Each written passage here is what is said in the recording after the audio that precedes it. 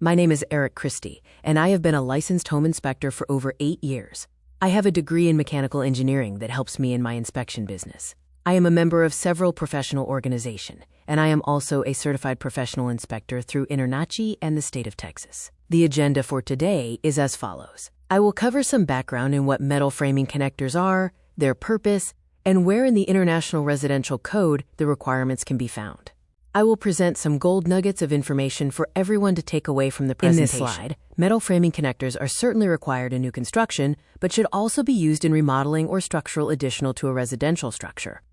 The state of Texas has adopted the International Residential Code, IRC, as the requirement for residential construction. Municipalities may change those requirements, but they cannot be less strict than what is required in the IRC. There will always be folks that say they are not needed, but if they are building in the state of Texas, they have to follow the IRC. Therefore, they are required. I will show you why shortly. The images show you different types of metal framing connectors. There are many types for different construction needs. When I say there are many, I mean they are hundreds to accommodate any type of framing, angles, intersections, etc.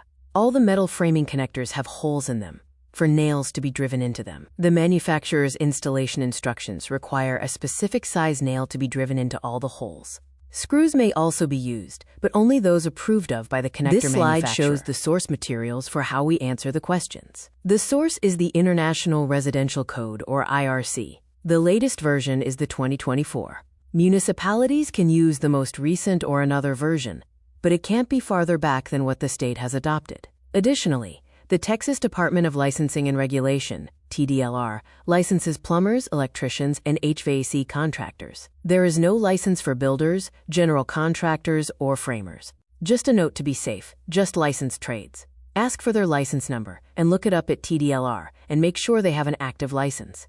Also, ask to see their insurance.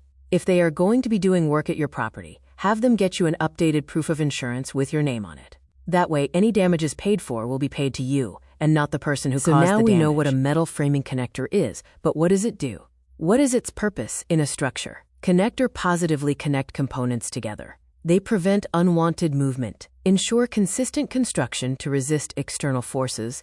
Most importantly, they provide a continuous load path. They are required to meet the requirements in the IRC. Yes, I know you're busy and just want the answer. However, this presentation is for all persons. It is especially important for persons responsible for construction. This is why the details are presented, to ensure everyone understands where the requirement originates. The need for metal framing connectors stems directly from where we live. In this case, it is the Houston, Texas area. This includes the surrounding counties. In addition, Galveston and Brazoria County have additional requirements that will not be covered here. This information still applies. Houston and surrounding areas are subject to tropical storms, hurricanes, and tornadoes.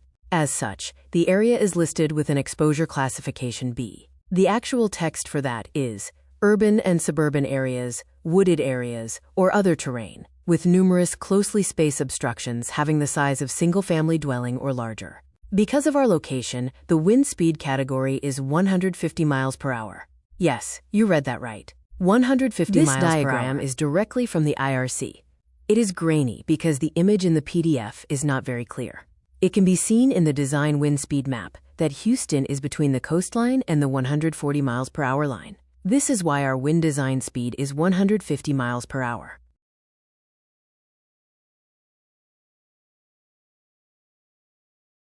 Here are the details from the IRC and the relevant sections. So when someone tells you they never heard of this, you can quote the exact code requirement. R302.2.1 says to find the design wind speed.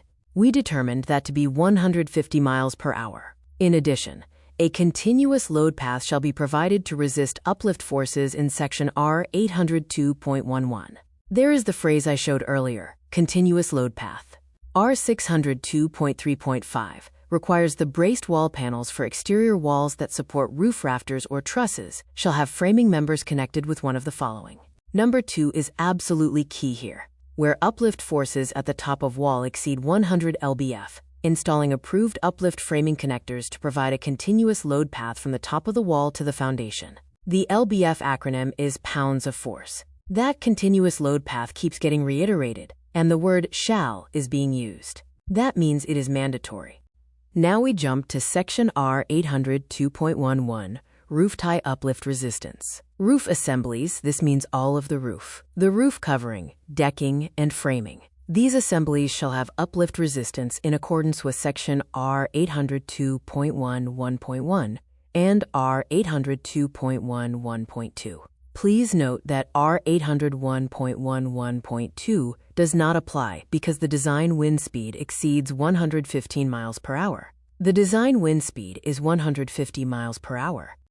In Table R802.11, we find the uplift forces that will be exerted on a roof assembly. There are several items of information that are required to use the table. We must know the rafter or truss spacing. It is measured on center or OC. Most spacings are 16 inches, but may be 24 inches. We also need to know the roof span from one exterior wall to the other. Lastly, we need to know the roof pitch, which is measured as height of the roof over a horizontal distance. For example, if the roof rises 5 inches vertically over a 12-inch horizontal distance, that is known as 5 in 12 or 512. The next slide is very busy. It is based on a real-world example of a property I inspected and reported the lack of metal framing connectors as deficient. The contractor and client wanted to know why they were required. My answer was this presentation. I created it as a PowerPoint presentation and have converted it into this video. Part of the table is covered in the next slide. I will discuss each item, but wanted to prepare the viewer for the busy slide coming up. The house in question had a span from wall to wall of 34 feet. It had a 10 feet rise and rafters were installed 24 inches OC. The pitch is rise over run, or 10 feet over 17 feet. The span is 34 feet, so half of that is 17 feet. 10 over 17 or 10/17.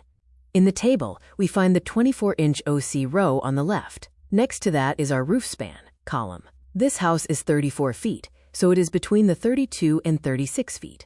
Next, find the design speed and roof pitch. The design speed is 150 miles per hour, which isn't even shown on the table. Roof pitch is 10/17. That is larger than the last column, is greater than or equal to 512. Scrolling down to the 32 to 36 roof span, we see the uplift forces in the rightmost column are between 444 lbf and 488 lbf.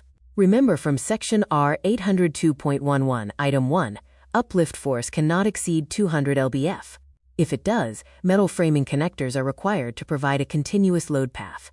Uplift forces are between 444 lbf and 488 lbf. So metal framing connectors were required on this structure. It is important to note, in order to get under the 200 lbf uplift force, the roof has to be short and not very wide. Info to take away from this presentation is the Houston area experiences or can experience very high wind speeds.